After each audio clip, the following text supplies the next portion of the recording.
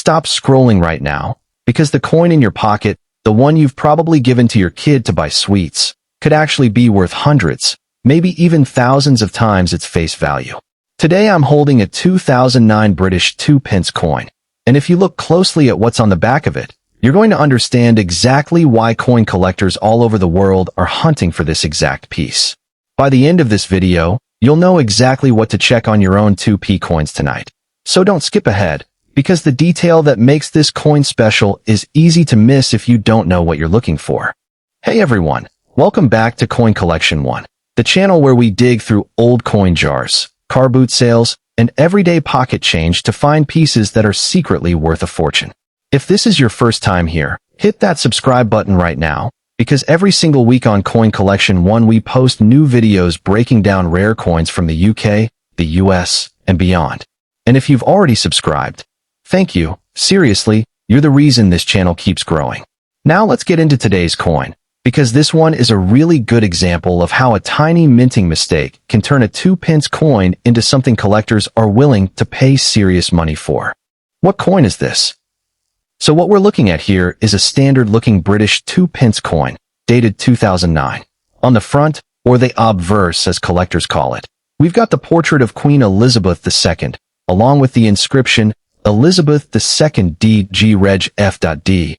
and the year 2009 stamped clearly underneath. This is the fourth portrait of the Queen used on UK coinage, designed by Ian Rank Broadley, and it was used on coins from 1998 all the way through 2015. Now here's where it gets interesting. Flip the coin over, and instead of seeing the newer royal shield design that was introduced across UK coins starting in 2008, this coin shows the older reverse design. The Prince of Wales's feathers, 3 ostrich plumes rising from a coronet, wrapped in a decorative bordered frame with the words 2p running around the edge. This was the classic 2p design used from 1971 all the way up until 2008. So the obvious question is, why does a coin dated 2009 have a design that was supposedly retired the year before? The 2008 redesign. Let's rewind for a second so this makes sense. In 2008, the Royal Mint completely redesigned the entire UK coin set. Instead of each coin having its own individual design, they introduced a clever new system where the 1p, 2p, 5p, 10p, 20p, and 50p coins each showed a different section of the Royal Shield of Arms, and when you lined all 6 coins up together, they formed the complete shield. It was actually the first time in the history of British coinage that a design had been split across multiple denominations like a jigsaw puzzle. This redesign was a huge deal in the coin world, and it meant that starting in 2008, the old Prince of Wales's feathers design on the 2p coin was supposed to be gone for good, replaced by a shield fragment showing part of the new royal arms. But, and this is the part that gets collectors excited, the transition wasn't perfectly clean. Old dies, meaning the metal stamps used to physically strike the coins, were still sitting in the Royal Mint's machinery. And in a small number of cases, those old dies were mistakenly used to strike coins alongside the new dated obverse. The result is a coin that shouldn't really exist, a modern date paired with a design that was meant to be discontinued. Why collectors call this a mule? In the coin collecting world, this kind of mix-up has a name. It's called a mule. A mule coin happens when 2 dies that were never supposed to be paired together end up striking the same coin, usually because of a mix-up on the factory floor. It's one of the most exciting types of errors in numismatics, because mules are almost always accidental, almost always limited in number, and almost always slip past quality control before anyone notices. The 2p coin you're looking at today follows that same pattern, a date from after the 2008 redesign, but a reverse design that belongs to the old series. Whether every single example of this is a genuine documented mule, or whether some are the result of leftover old stock, transitional striking, or design carryover, is something that even keen collectors debate, which is exactly why coins like this attract so much attention and discussion in collecting communities and on coin forums.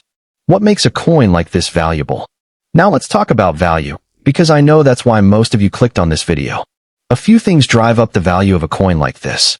Rarity. If only a limited number of coins were struck with this mismatch combination before the error was caught, The surviving population in circulation could be extremely small.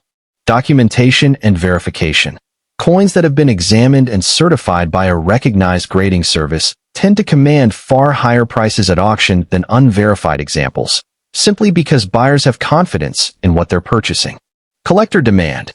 Error and Mule coins have a passionate, dedicated following, and demand for genuine, well-documented pieces has generally increased over the years as awareness has grown. Now, I want to be upfront with you here on Coin Collection 1.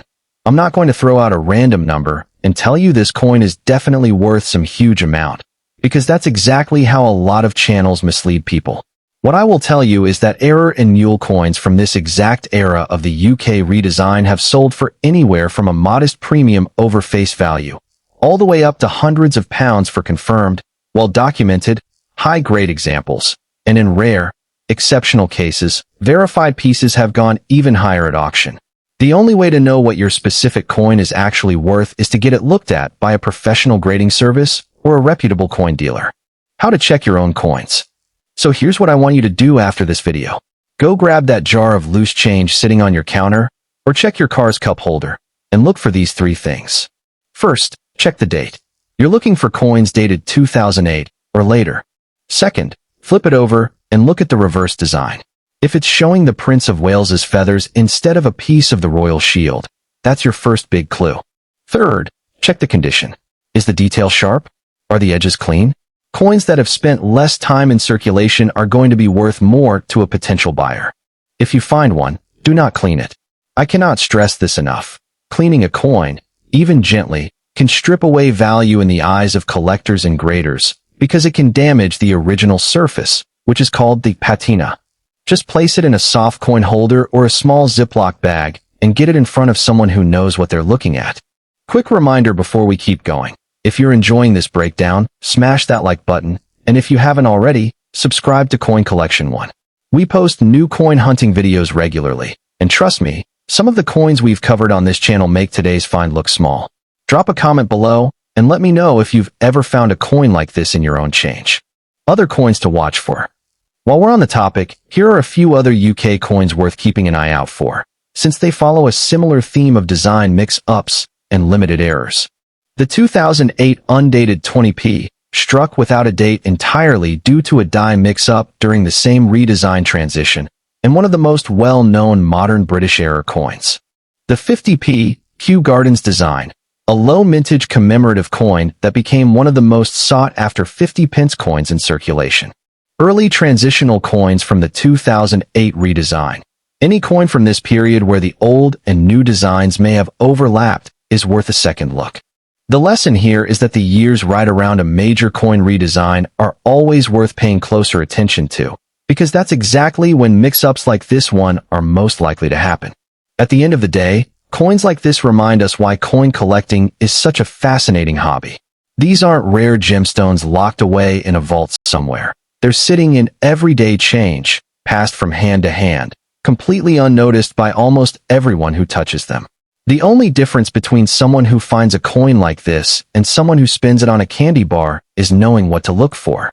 That's exactly why we make these videos here on Coin Collection 1, to help you see the value hiding in plain sight in your own pocket change. If you learned something today, do me a favor and hit subscribe on Coin Collection 1. Drop a like on this video, and leave a comment telling me what coin you want us to break down next. We've got more rare coin videos dropping soon, and I promise you don't want to miss them. Thanks for watching, keep checking your change, and I'll see you in the next one.